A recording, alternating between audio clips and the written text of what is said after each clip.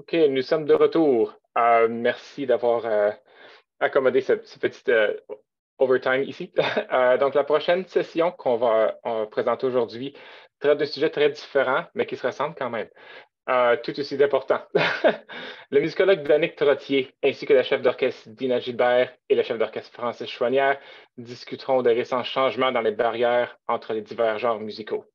Je pourrais en parler davantage, mais tant qu'à y être, je vais laisser les experts en parler. Donc, je vous donne la parole, Danick, Francis et Dina. Merci, David. Merci à Orchestre Canada pour l'invitation. Bonjour à toutes et à tous.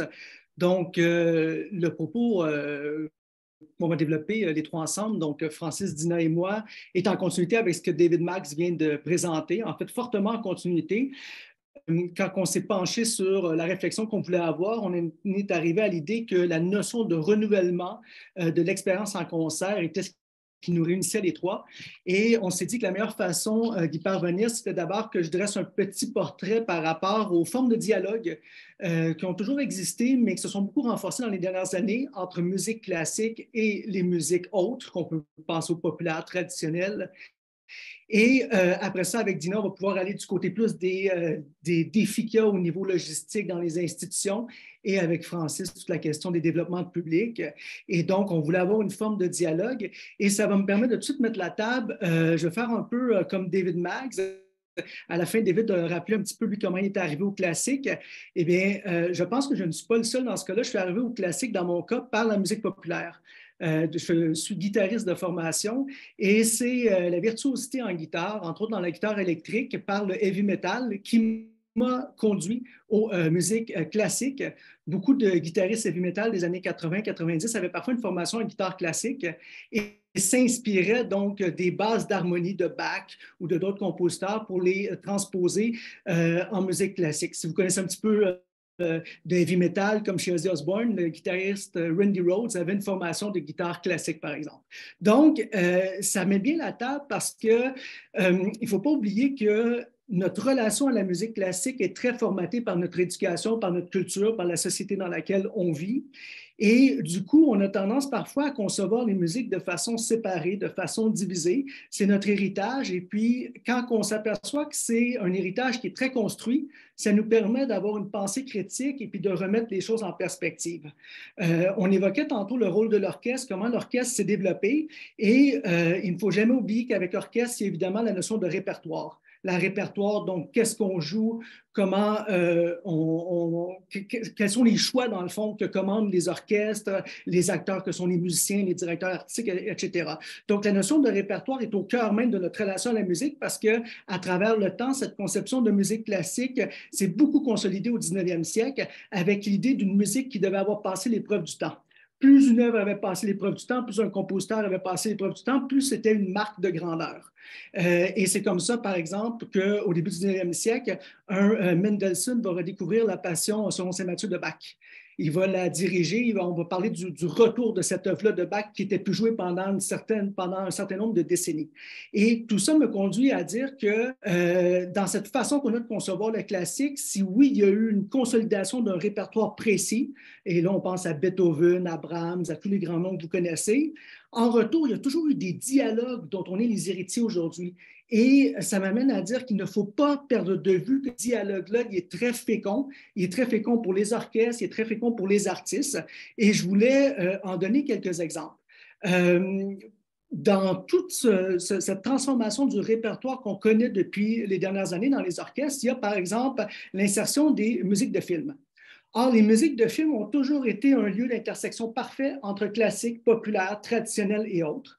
Vous pouvez penser à des compositeurs comme John Williams, Ennio Morricone, Bernard Herrmann, il y en a tellement aujourd'hui également, Hans Zimmer par exemple. Donc ça, c'est un lieu fécond de rencontre entre les musiques. Mais ce n'est pas tout. Il y a eu aussi des musiciens, des musiciennes qui ont voulu favoriser ces rencontres-là stylistiques. Pensez à un Frank Zappa en rock, comment Frank Zappa écrit aussi de la musique contemporaine, comment il s'est inspiré des musiques classiques. Il était fasciné par l'univers de Varese et de Stravinsky. Pensez à l'inverse à un Luciano Berio, un Berriot en musique contemporaine qui s'est inspiré du folklore, par exemple dans son travail avec Cathy Berberian, et comment il a intégré ça et comment ça l'a fait évoluer donc sa musique. Alors, il y a deux concepts que je voulais comme vous transmettre aujourd'hui que je croyais importants. Et ces deux concepts-là, tantôt, David Maggs les a présentés de manière rapide. Je voulais juste y revenir. Donc, d'une part, il y a le concept d'hybridité. L'hybridité, ça le dit, c'est quand on a deux éléments qui sont étrangers l'un à l'autre et qui vont fusionner pour donner lieu à un nouvel élément. Donc, ça m'apparaît tout à fait quelque chose qui se vit dans les musiques depuis toujours. Hein. Ce n'est pas nouveau, l'hybridité. Par exemple, quand on pense à la chanson de la Renaissance, quand on pense, par exemple, à d'autres musiques, le tango et d'autres musiques qui sont issues de formules d'hybridation. Et l'autre concept qu'il a apporté, c'est celui du crossover. Et ça vous touche évidemment directement dans les orchestres parce que les crossovers, c'est quand on fait rencontrer des publics. C'est quand un public va vers un genre musical auquel il n'est pas attaché à l'origine. Et le crossover a été beaucoup pensé dans l'industrie de la musique populaire au départ. Les crossovers entre plus différents publics. Et on est les héritiers en classique aussi du classical crossover. Le meilleur exemple du classical crossover, c'est le phénomène des trois ténors. Les trois ténors dans les années 80-90, donc Domingo, Carreras et évidemment Pavarotti, bien, il y avait un phénomène-là de crossover important. Donc, on est les héritiers de ces zones de dialogue, de ces rencontres, et c'est pour ça qu'il y a aussi une cohabitation des genres musicaux. Et c'est ça sur quoi je voulais insister aujourd'hui en guise de présentation. Je vais me tourner bientôt vers Dina et Francis pour lancer la discussion, mais de cohabitation entre genres musicaux, elles sont importantes dans l'histoire de la musique, elles ont existé, elles se sont renforcées à la fin des années 80-90 et elles se sont généralisées depuis les années 2000 et 2010. Et il y a des moments très forts, très importants de ces rencontres-là. Et je crois qu'on a vraiment entamé une marche pour aller plus loin dans ces rencontres-là. Donc, j'ai le goût tout de suite de me tourner vers Dina parce que Dina, à Montréal, c'est un peu partout au Canada. Quand on parle de rencontres stylistiques, elle est allée très loin. Dina, j'aurais envie de te poser la question, est-ce que tu penses que c'est une marche inéluctable, ces rencontres entre genres musicaux et la façon dont ces genres musicaux peuvent se nourrir à l'intérieur de la musique orchestrale? Mais je pense que justement, se nourrir, c'est vraiment ça, je pense. C'est que ça nourrit autant les artistes sur scène, cette rencontre-là, c'est enrichissant. Ça fait aussi une rencontre avec des nouveaux publics, des publics qui seraient peut-être venus pour un des éléments qui les a attirés et qui finalement vont découvrir une autre chose qui les a beaucoup plus fascinés. Donc, moi, j'aime beaucoup ce genre. Je pense que l'hybridation va rester. Je pense que la formule de concert standard va aussi rester. Je pense que mon opinion est qu'un n'empêche pas l'autre. Je pense que c'est plutôt de créer différents concepts, différentes signatures, permet d'aller justement chercher des gens qui vont être intéressés par un élément. Mais le plus important aussi, comme on l'a mentionné auparavant, c'est l'expérience. On vient pour vivre quelque chose. Puis je pense que c'est ça, c'est d'abord avoir l'accroche, arriver dans la salle, puis être sûr, bien entendu, que la proposition artistique qu'on va proposer va être à la hauteur de ce qu'on veut amener, donc autant au niveau artistique que tout le reste, là. Mais oui, je pense que ça va rester, puis on va en discuter avec beaucoup de propositions qui existent aujourd'hui. Tout à fait. Et d'autant plus qu'on peut redécouvrir ce qu'on aime à travers une nouvelle approche, c'est-à-dire que l'orchestre peut amplifier carrément. Je pense par exemple à des musiques de jeux vidéo. Quand on joue aux jeux vidéo, on entend la musique, mais ça ne veut pas dire qu'on y porte toute l'attention qu'il faudrait. Et il va y avoir des prises et des accroches. Et parfois, il y a des gens qui disent que justement, dans une salle de concert, quand ils vont écouter, par exemple, la musique de Zelda ou de Super Mario, ils redécouvrent des éléments qu'ils avaient moins perçus dans le jeu vidéo ou autre. Donc, il y a ça aussi qui est intéressant, n'est-ce pas, d'avoir un répertoire qui passe à l'orchestre pour être écouté différemment et puis il peut en émaner toute une nouvelle expérience pour les auditeurs et auditrices. Je me tournerai vers toi, Francis, parce que tu as fait beaucoup dans la musique de film, évidemment, et j'aimerais savoir ce que tu en penses de cette marche inéluctable, de cette que j'appelle cette marche inéluctable de rencontre entre genres musicaux. Est-ce que pour toi, ça va poursuivre, ça va aller toujours aussi loin dans les prochaines années? C'est quelque chose qui continue à évoluer on parlait juste de ça que dans les jeux vidéo, que les gens redécouvrent la trame sonore, mais c'est la même chose aussi dans les ciné-concerts qu'on voit, mais on réalise que dans un montage de film, t'entends pas nécessairement tous les détails que le compositeur a fait, Et quand c'est mis dans une situation, ben, tu entends la trame sonore comme elle est écrite, pas mixer du volume pour entendre les dialogues. Donc, les gens découvrent ben, c'est quoi le vrai son d'orchestre quand on l'entend en présentiel.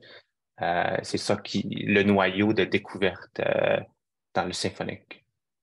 Tout à fait. Et c'est intéressant.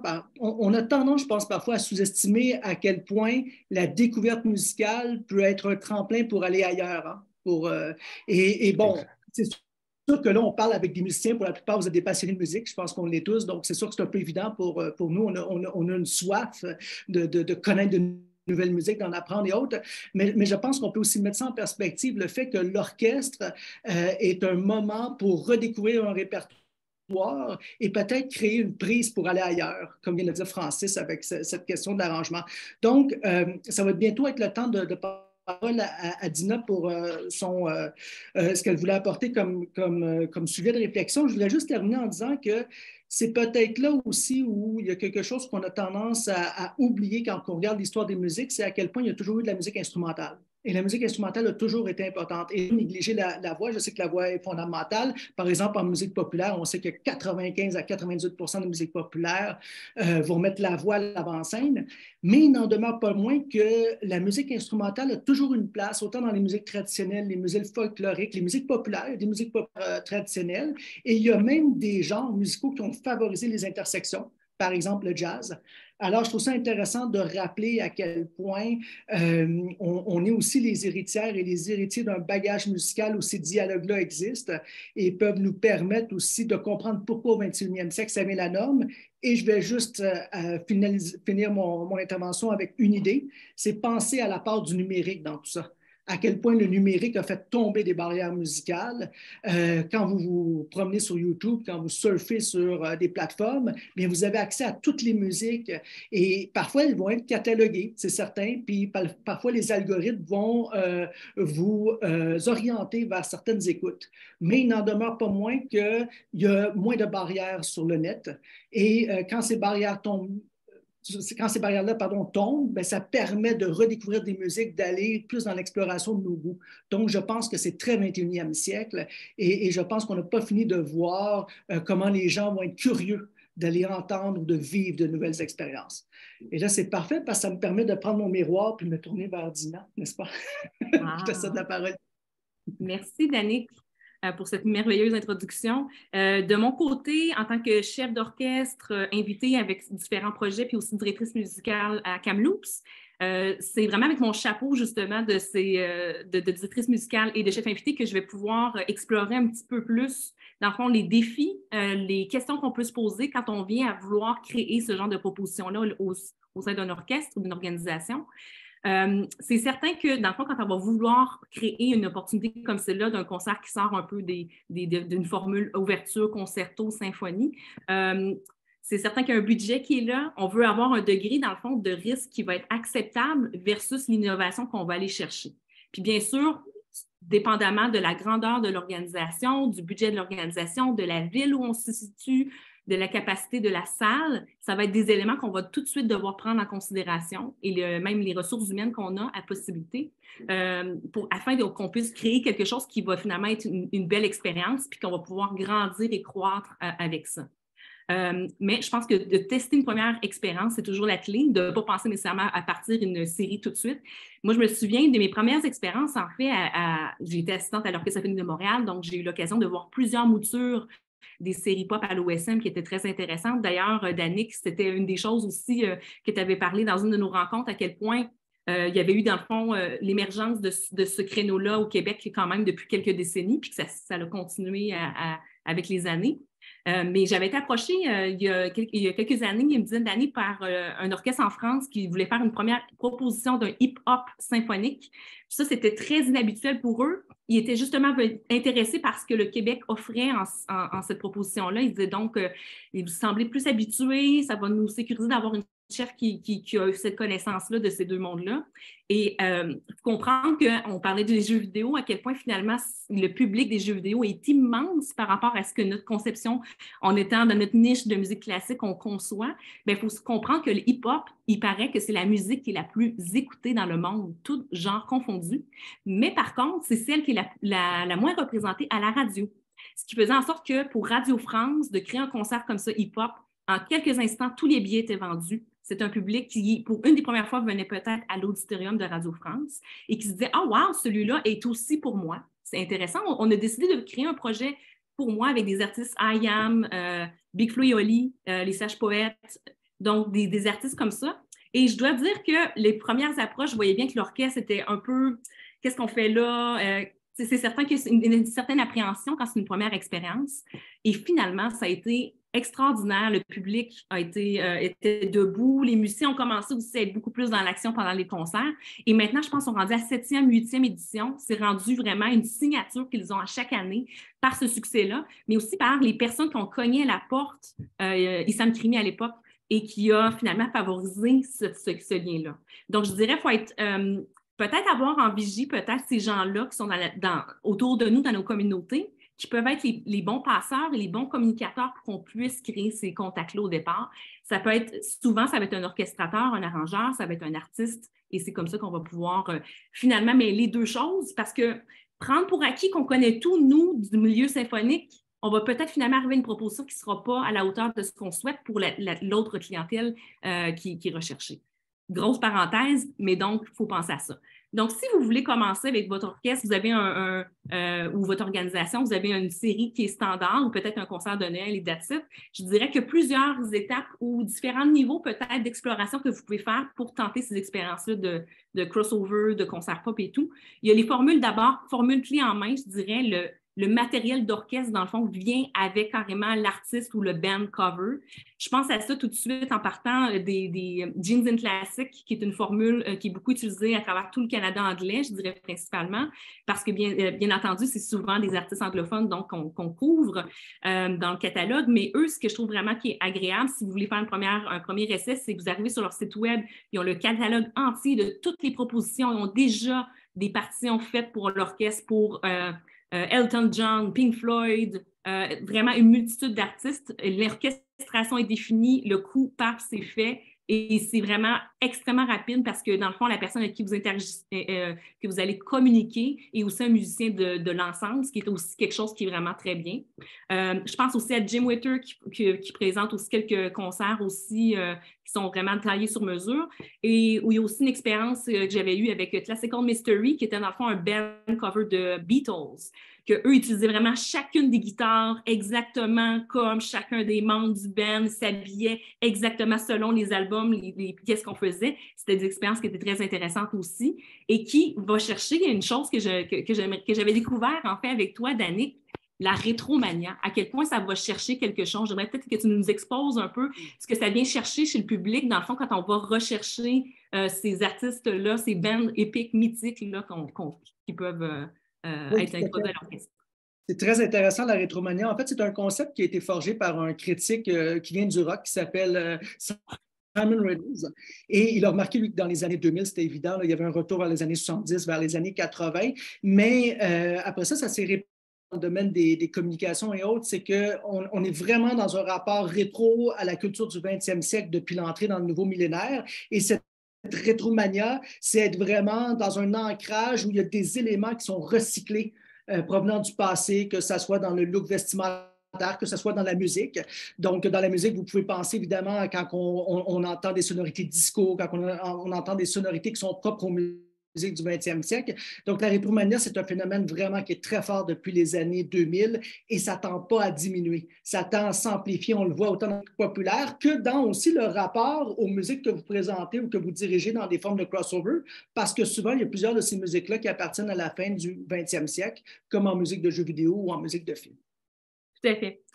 Donc, pour revenir à formule clé en main, facile, si dans le fond, vous avez un artiste qui vient avec chacune des partitions qui sont déjà clés en main, que vous n'avez pas besoin de louer le matériel, je vais vous confirmer que votre musicothécaire va être emballé. Par contre, qu'est-ce que je vous suggérerais, c'est de vérifier, par contre, de demander peut-être les scores de chef.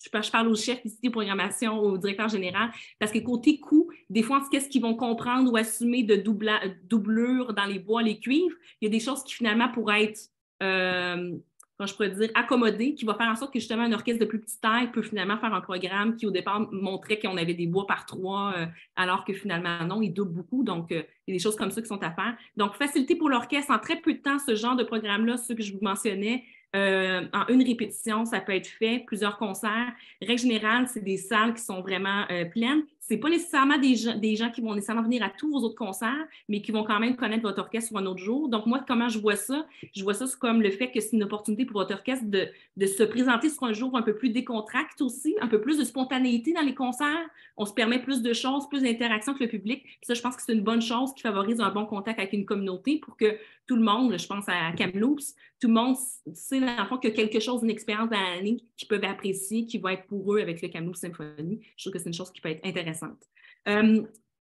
Ensuite, donc, je disais par contre, facilité, c'est certain que les arrangements, ce n'est pas ce qu'ils vont mettre le plus en avant-plan, bien entendu, entre les points forts et les points considérés. Pensez aussi qu'aussitôt qu'il y a une section rythmique, bien entendu, il va falloir amplifier aussi les musiciens de votre orchestre, vérifier ça pour que la balance soit bonne. Pensez aussi à avoir un éclairage qui va être aussi en formule plus pop. Donc, plein de choses comme ça qu'il faut penser les premières expériences, que l'éclairage est suffisant pour les musiciens, etc., etc. Ensuite, je dirais le deuxième niveau de peut-être difficulté ou de première chose que vous pouvez faire pour faire des concerts pop ou des concerts qui sortent des concerts standards, c'est de se joindre à un artiste et de faire un concert ensemble. Donc, je pense à des musiciens qui sont connus du milieu pop, mais qui ont vraiment aussi une formation classique très établie. Tu le mentionnais même, on s'entend, les musiciens même de métal, on s'entend qu'ils sont top dans leur milieu. Donc, déjà de comprendre aussi, puis de comprendre que la formation est distincte d'un artiste à l'autre, mais qu'ils vont avoir aussi une plus grande parfois une plus grande adaptivité, une plus grande flexibilité à combiner leur talent à celui d'un orchestre. Je pense à des gens comme Ashley McIsaac, un violoniste qui est en musique folk, celtique. Je pense à Jerry Dutcher, artiste incroyable, qui est compositeur, pianiste, chanteur, qui a quand même aussi qui a une très bonne connaissance du milieu symphonique standard du grand répertoire, mais qui a aussi sa propre voix puis qui arrive à tisser des concerts vraiment très, très intéressants. Je pense à Sarah Slean, qui est une artiste aussi extrêmement versatile, qui compose, qui arrange.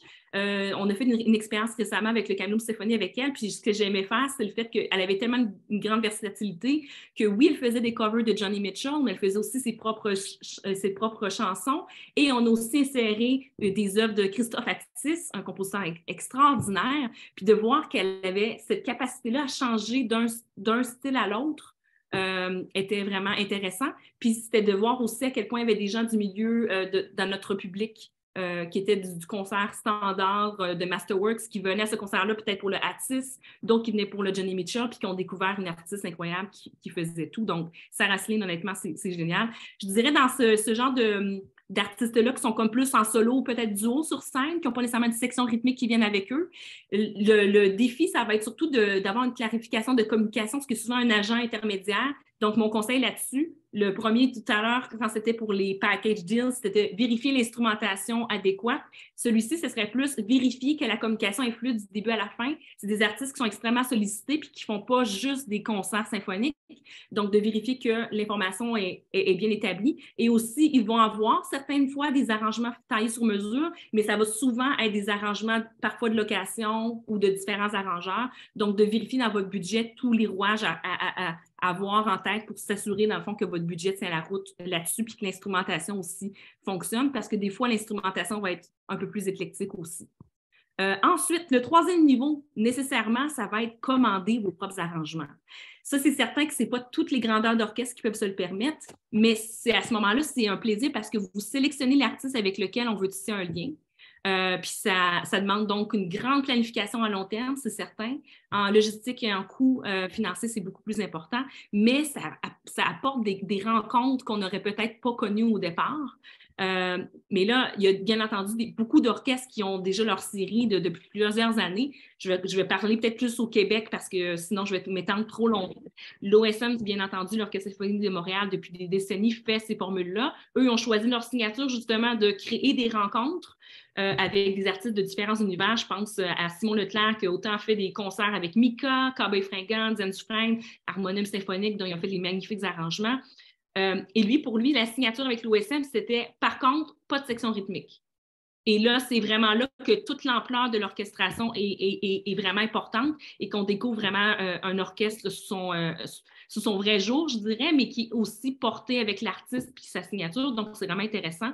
L'Orchestre symphonique de Québec fait la même chose aussi. Ariane Moffat, Louis-Jean Cormier et bien d'autres. Ils ont même eu, je pense, un cover Metallica, il me semble, il n'y a pas si longtemps. Un des premiers albums que j'avais écouté avec Orchestre symphonique. Donc, je pense que c'est ça. Une fois qu'on établit quelque chose, je dirais que quand on a une série comme celle-là, le succès de cette rencontre-là va beaucoup être par la compréhension et la qualité de l'orchestrateur, de l'arrangeur, de comprendre de quel milieu vient l'artiste pop et comment je peux faire pour qu'on respecte son univers, puis qu'en même temps, on arrive à trouver un langage commun. Puis ça va être souvent le chef, dans le fond, qui va arriver à aussi essayer autant que possible de bien communiquer ces informations-là entre les deux mondes.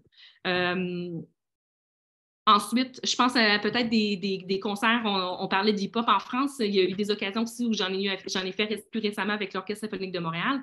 C'était un plaisir là-dessus. Honnêtement, une des choses qui était surprenante, c'est que le public, c'est ça. Il faut comme aussi, une des choses conseil que je donnerais peut-être, j'avais averti les musiciens de l'Orchestre symphonique de Montréal. Écoutez, c'est comme en France, des concerts hip-hop, les gens vont être vraiment être très, très enthousiastes. Quand les artistes arrivent, ils vont applaudir.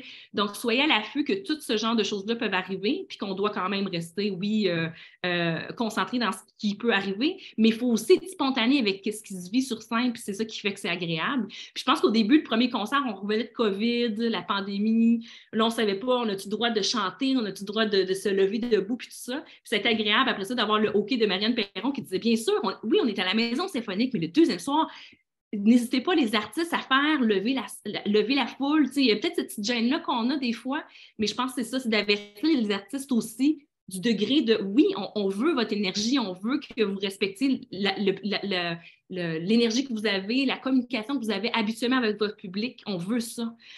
Donc, on finit aussi, puis comme sur scène, on a l'impression d'être des rockstars avec l'orchestre symphonique, puis le public est aussi endiablé, donc c'est vraiment intéressant de voir ça. Puis c'est des combinaisons aussi où est-ce qu'on voit des fois des parents qui viennent avec leurs enfants. J'ai vu ça beaucoup aussi avec des concerts de jeux vidéo et c'est quelque chose qui est vraiment le fun parce qu'on voit une expérience que les parents se disent, j'ai vécu un moment vraiment intéressant avec de différentes générations. Je trouve que c'est quelque chose de beau aussi qui rassemble ce genre de projet-là. Je trouve que c'est un mélange de générations. À Kamloops, j'ai eu la chance, donc après avoir fait toutes ces étendues-là, j'essaie toujours de me dire qu'est-ce que je pourrais faire, moi, pour arriver avec le budget que j'ai bien entendu avec un orchestre régional puis une salle qui ne peut pas accommoder des grands projets ciné-concerts qui sont très coûteux, malheureusement.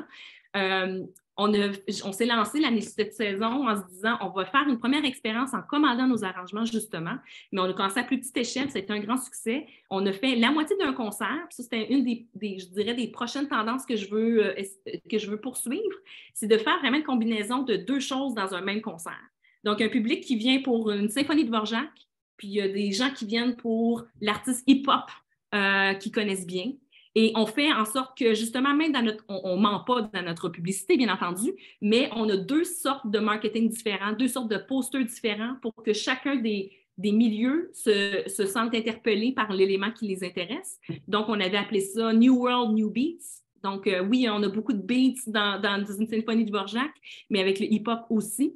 Et pour l'occasion, on avait l'artiste Casp, Keeping Alive Stories of People, donc un artiste cri qui est basé à Kamloops. Et là, c'était une combinaison vraiment intéressante parce que là, je suis rentrée en contact avec lui, j'avais écouté plusieurs de ses œuvres, de ses vidéoclips et tout. Puis je dis, écoute, qu'est-ce que tu dirais si maintenant on prenait certaines de tes chansons, puis on se fait plaisir de les orchestrer, puis tu viens faire ça avec nous sur scène.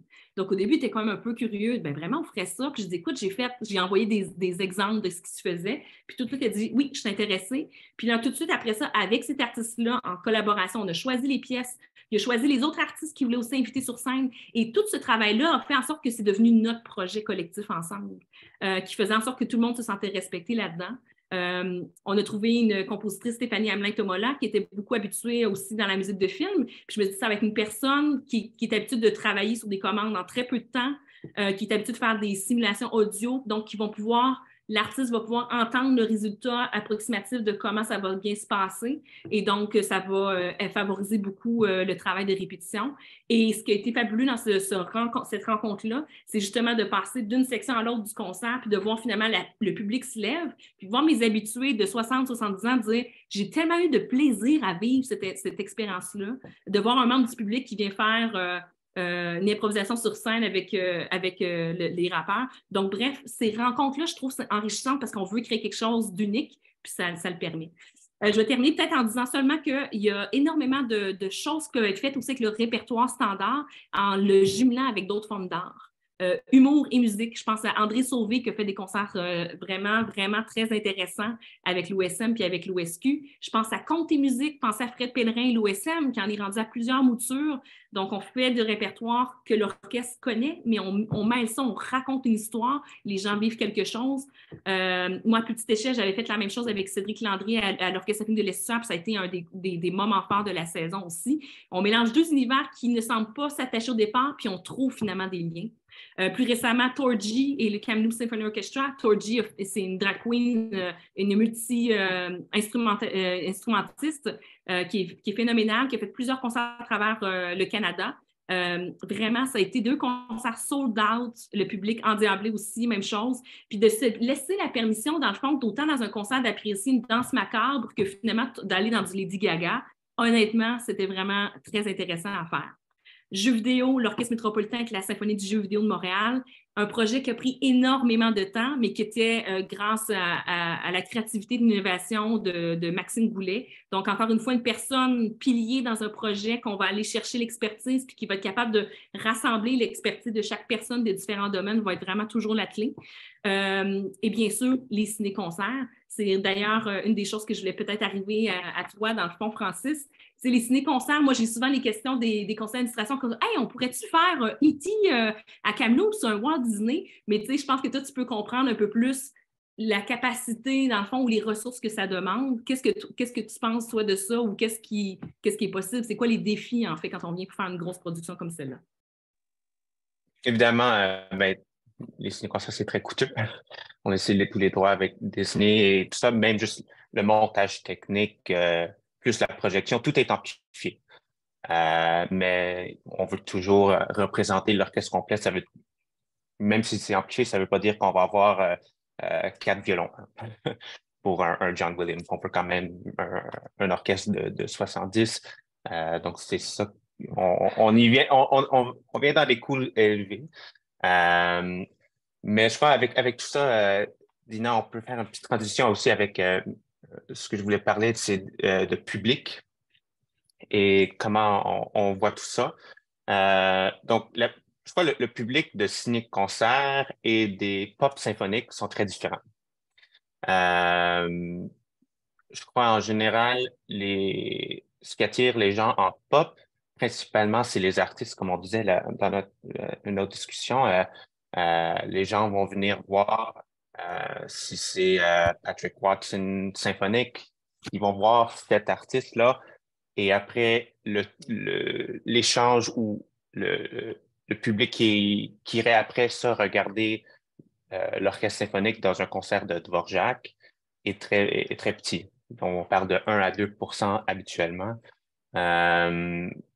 Versus, je crois que dans les ciné-concerts et dans les trames sonores, on voit un peu plus que c'est une expansion du répertoire du classique. C'est pas tous les films, pas tous les trames sonores, mais principalement, je parle des compositeurs comme John Williams qui ont vraiment, qui ont été nés dans tout ce répertoire classique, qui ont été inspirés par cette orchestration et qui ont appliqué tout cet historique dans leur musique.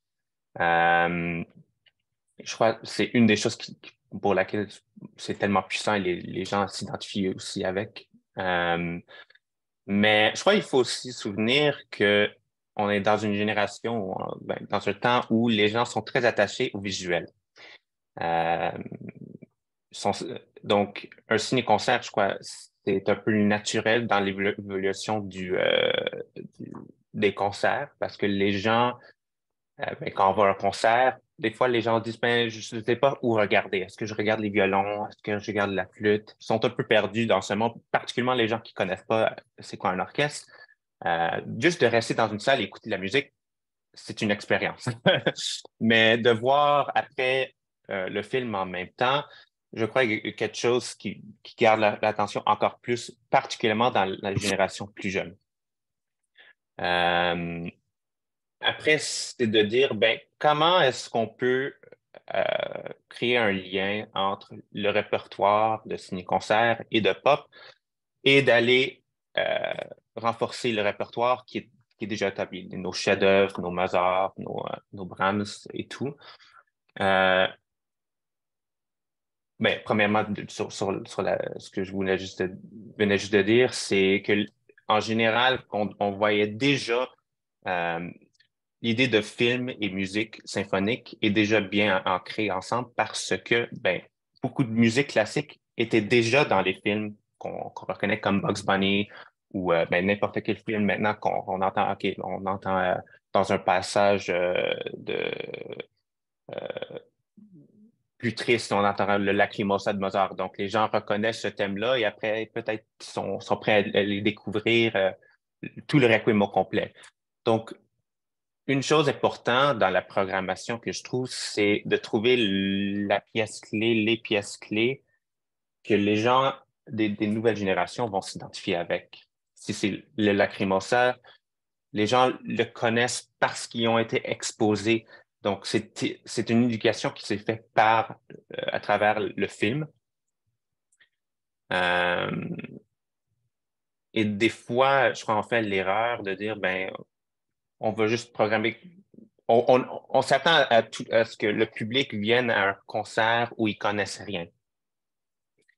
Et c'est presque impossible parce qu'il y a très peu de gens qui vont aller pour une pure découverte et payer 150 le billet. Et après, s'il n'aime pas le concert, ben, il ne reviendra pas. Si tu vas à un restaurant, tu n'aimes pas le service et tout, tu ne vas pas retourner. C'est un peu la même chose, mais en bout de ligne, c'est vraiment trouver ce lien avec ce que les gens connaissent. Et c'est aussi l'accessibilité de la musique maintenant aussi avec tous les instruments, euh, les, euh, les plateformes digitales, Spotify et tout. Ben, si tu n'aimes pas ce que tu écoutes, tu continues à ta découverte, tu passes à la prochaine chanson. Tu n'écoutes pas nécessairement toute une œuvre de 40 minutes, tu passes à la prochaine. Donc, c'est vraiment une expérience spécifique. Donc, pour faire le lien, dans les ciné-concerts, ouais, dans une programmation complète d'une année, des orchestres, c'est pas à dire que il faut juste avoir des ciné-concerts et c'est ça le nouveau répertoire. Parce qu'on a toujours eu cette diversification de répertoire de plusieurs générations, de plusieurs siècles, de dire, ben, on va avoir du Bach, mais on va aussi avoir du John Williams. Et ces deux répertoires peuvent aussi coexister dans un concert, un peu comme tu disais, Dina. Et je crois que c'est vraiment ça la clé, c'est de un peu briser le barrière de dire, OK, ben, musique de film, c'est musique de film et classique, c'est classique. Mais je crois, maintenant, c'est un peu les deux. Mais ça ne veut pas dire encore que tous les concerts doivent avoir au moins un John Williams ou un Hans Zimmer. Euh, mais c'est quelque chose qui aide à faire le lien pour le public. Et c'est ça qu'on a vu déjà dans la programmation que je fais à Montréal. Les gens qui ont assisté à un concert comme Seigneur des Anneaux, qui ont découvert pour la toute première fois euh, la musique symphonique et de voir autant de personnes sur scène, il y a toujours un wow factor. Après d'aller à un concert, host les planètes avec euh, Star Wars. Donc, vraiment l'inspiration de John Williams en concert, d'écouter ces deux-là. Et après, on a vu qu'il y a un public après, quand même une bonne portion du public qui est allé complètement de l'autre côté pour écouter un concert classique ou presque purement classique avec Berlioz Symphonie Fantastique et le Ducasse l'apprenti sorcier. Donc, je crois que c'est des étapes qui se font un peu graduellement. On s'attend jamais à ce que 100% du public qui iront voir Star Wars vont aller au classique, mais je crois qu'il y a un lien important à faire entre les deux et d'ouvrir les barrières pour dire, c'est toute la musique symphonique et on peut tous l'apprécier. Je ne sais pas si Danick et Dina, vous avez des commentaires sur tout ça. J'allais ajouter, Francis, que dans le fond, c'est l'accroche aussi pour montrer au public que la musique qu'ils écoutent dans leur quotidien a parfois des liens avec la musique historique dans le classique. Et je trouve que le meilleur exemple, c'est ce que tu viens de donner, Star Wars de John Williams avec les planètes de Host. Je trouve que là, on peut voir vraiment le lien d'une tradition symphonique très claire au niveau des effets monumentaux, au niveau aussi des effets un peu qu'on peut imaginer plus stratosphériques. Donc, je trouve que c'est un bel exemple que tu donnes là et ça m'amène à dire que cette accroche-là peut être importante pour le développement de public. C'est vrai qu'on nous dit souvent que les publics ne se mélangent pas nécessairement. Comme tu viens de dire, il y a parfois des publics qui sont vraiment attachés à un genre musical, mais quand on réussit à semer quelque chose et que la personne a une expérience différente, ça peut amener vers autre chose, comme l'a dit tantôt Dina, par rapport à marier des répertoires. Puis ça, je trouve que c'est vraiment bien. Et j'aurais envie de vous dire, est-ce qu'à ce moment-là aussi, ce qu'on a en musique populaire comme le mixtape ou les pot-pourris, est-ce que c'est quelque chose aussi que vous explorez parfois? C'est-à-dire de mettre plusieurs éléments musicaux, plusieurs mélodies populaires qui sont déjà connues, puis de les combiner ensemble dans une espèce de pot-pourri. Est-ce que c'est quelque chose aussi qui peut être intéressant? Oui, Dina? Moi, j'arrive d'une expérience comme celle-là qui était quand même seulement du répertoire symphonique standard, mais hier, je dirigeais le National Arts Center, puis ça s'appelait Anna's Playlist. Et c'était la deuxième oboïste et joueuse de corps anglais, dans le fond, de l'orchestre, qui avait carrément décidé, moi, ce serait quoi, là, dans le fond, les pièces que j'aimerais faire découvrir au public, là, mes coups de cœur. On est passé d'une fanfare de la Pairie de Dukas au deuxième mouvement de la deuxième de Rachmaninoff, au deuxième mouvement de Shostakovich 10, d'un deuxième mouvement de Samuel Barber du concerto pour violon, d'un concerto pour hautbois. On est passé de ces différents états-là en terminant avec Firebird de Stravinsky, les 3 derniers mouvements de la suite. Et c'est toutes des highlights ou des pièces qui, en tout cas, moi, je me souviens comme musicienne, c'est les premières pièces qui m'ont beaucoup accroché aussi. Et le public a apprécié. Là. Je ne pense pas que justement d'avoir... Puis il y avait aussi le fait peut-être qu'elle pouvait expliquer, elle avait fait un beau travail de vidéo à l'avance qui était présenté en ligne sur pour quelles raisons elle aimait telle pièce, puis quel souvenir dans son parcours de musicienne ça avait pour elle, de parler pour elle, le tombeau de Couperin, c'est quoi, puis c'est quoi que ça représente pour les musiciens. D'avoir ces interactions-là sur scène, ça l'a vraiment comme... je pense, humaniser, c'est qui justement cette grande masse, on parlait de la grande masse de musiciens sur scène, là tout d'un coup on comprenait un petit peu plus, on apprivoisait dans le fond, c'est qui les personnes qui se retrouvent là, comment ils ont fait pour se rendre là, et c'est quoi leur coup de cœur, puis je trouvais aussi l'idée de enfin laisser la place, moi je me suis dit je vais reprendre ça, c'est certain comme concept, mais laisser la voix à un musicien de l'orchestre de venir partager qu'est-ce qu'ils voudraient faire, ils ont tellement peu l'opportunité de le faire, ça a été bien reçu du public. Donc, voilà. Moi, c'était peut-être juste une playlist. Par contre, c'était seulement du répertoire. Peut-être qu'elle aurait pu choisir aussi une musique de film, puis ça aurait donné le même résultat, mais je pense que ce genre de formule-là qu'on voit peut-être des fois dans des formules de concerts gratuits dans les parcs, des choses comme ça pendant l'été, finalement, sous un autre concept, peuvent aussi fonctionner. Du moins, ça semble avoir été concluant hier. Ce qui me fait dire aussi qu'on ne peut pas être complètement déconnecté par rapport à son époque, c'est-à-dire que les playlists jouent tellement un rôle important dans notre relation à la musique depuis l'arrivée du numérique que forcément, quand l'orchestre peut reprendre un concept comme celui-là, quand on le fait migrer à l'orchestre, comme tu viens de dire, c'est certain que ça donne quelque chose de forcément intéressant. Et je vous écoutais tous les deux, puis je me disais aussi, parce que, bon, quand j'ai commencé le propos au début, j'ai présenté ça un peu de façon très facile en disant, bon, les répertoires cohabitent et tout ça, mais les deux, vous avez été beaucoup plus loin en disant justement qu'il y avait des problèmes souvent du côté des conventions musicales. Chaque genre musical a ses propres conventions. Ou encore, tu sais quoi, Danick, même par rapport aux séries, dans quelle série on va mettre ça? Puis tu sais, c'est bête, hein, mais on parle des structures, c'est sûr d'un orchestre où on a des séries distinctes, où les budgets sont déjà décidés. C'est pour ça que ça prend une planification. Aussitôt qu'on sort quelque chose qui sort un peu de l'ordinaire, Torgy and the Tour Orchestra, je mets ça dans quoi? Est-ce que je mets ça dans le pop ou là, c'est un concert vraiment hors série? C'est ces questions-là, des fois, ces lourdeurs-là qui vont faire en sorte qu'on va hésiter à aller de l'avant. Mais je pense qu'on est beaucoup plus flexible, beaucoup plus agile, je dirais, depuis la pandémie parce qu'on a été habitué tout de suite à changer ces structures-là. Je pense que c'est une bonne chose. Donc, je pense qu'on est plus mobile. Et je pense aussi qu'on est beaucoup plus conscient que les abonnés le nombre d'abonnements a réduit. Par contre, le nombre de billets simples pour les concerts a beaucoup augmenté. Les billets aussi à la dernière seconde. Donc, il faut comme se réacclimater, dans le fond, avec les nouvelles tendances. Et c'est ça qui est intéressant aussi avec l'achat public. Mais pourquoi est-ce que les gens n'achètent pas des packages? Ben, c'est des fois le genre de dire je m'abonne à 10 concerts, mais je connais juste 3 des programmes. Ben, les gens sont un peu moins dans la découverte. Ils vont choisir, OK, moi, j'aime le Requiem de Mozart, je veux écouter la symphonie de Bruckner et c'est un peu le nouveau formule d'achat. Et je crois que ce changement fait en sorte que les orchestres doivent adapter un peu plus leur programmation parce que les gens vont pas nécessairement acheter 10, des billets pour 10 spectacles différents pour l'année, c'est beaucoup pour eux. Et financièrement, et juste de sortir, ça l'a changé beaucoup. Et donc, ça veut dire que la programmation doit être assez diversifiée pour attirer différents publics à chaque concert. C'est comme dire, ben, si je faisais juste Mozart pour 10 concerts, tu n'aurais pas une salle pleine. C'est certain. C'est certain parce que les gens vont seulement aller 1 ou 2 fois.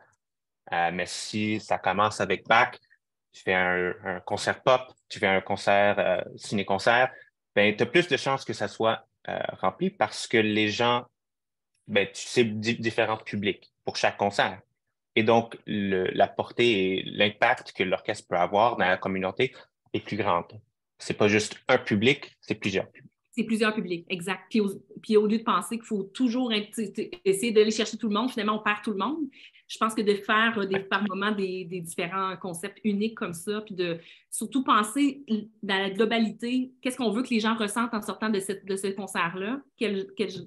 C'est ça qui doit, dans le fond, guider notre démarche, je pense, du début à la fin.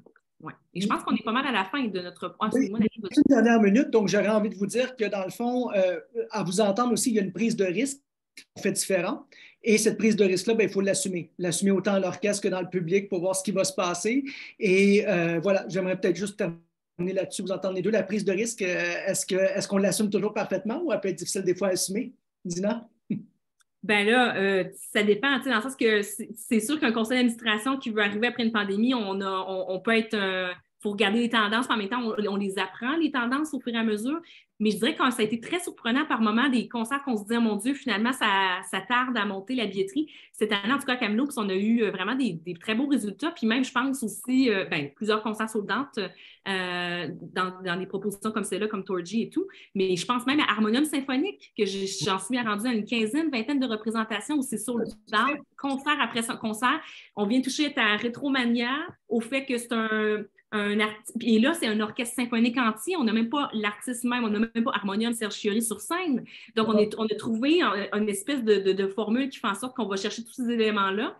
Et on s'est même rendu compte dans les premières moutures d'Harmonium Symphonique où c'était avec tout le visuel, avec des artistes sur scène, acrobates et tout, que finalement, la version qui est pure symphonie, qui est à la Maison symphonique avec seulement l'orchestre symphonique, vend sinon d'autant plus. Donc, je pense que les gens sont venus voir la première mouture, ils reviennent écouter ensuite la prochaine. Donc, c'est vraiment quelque chose qui se crée par rapport à ça. Donc, je pense que c'est toujours par rapport à la qualité de l'orchestration, c'est sûr, ça pose beaucoup là-dessus, là, le concept initial, puis l'idée de comment aller chercher le public qui va comprendre ça. Mais honnêtement, ça en est un des exemples de succès que j'ai, moi, de me dire ce que j'aurais jamais fait autant de fois le même concert avec des salles pleines. Donc, c'est possible. Puis, j'ai vu plein de concerts avec des salles pleines à Montréal cette année aussi. Là. Donc, je suis assez optimiste, je dirais, pour la suite. Très bien. Et Francis, un petit mot final par rapport à cette prise de risque? Je crois qu'il faut être prêt à prendre plusieurs risques pour essayer différents différents produits, différentes expériences, parce que les gens veulent vraiment découvrir. Ils veulent découvrir quelque chose qu'ils connaissent un peu. C'est ça la clé. Au moins un peu. Euh, mais je crois que c'est toute cette balance-là. Et je crois qu'on a tous les outils et toutes les ressources pour créer des belles expériences pour le public. Et je crois qu'il y a une bonne future quand même. Merci beaucoup. Donc, je redonne à David. Oui, merci. Merci beaucoup, Danick, Francis, Dina. C'était vraiment une super conversation. Je ne peux pas penser à une meilleure façon de commencer notre conférence qu'en vous entendant jaser, puis en entendant la présentation de David Maggs tantôt. C'était vraiment super. On va prendre une deuxième courte pause, 10 minutes cette fois-ci. Puis après ça, on va être de retour pour l'orientation, session d'orientation pour la conférence, où est-ce qu'on va vous expliquer comment ça va se passer, puis prendre vos questions. Donc, on se voit dans 10 minutes.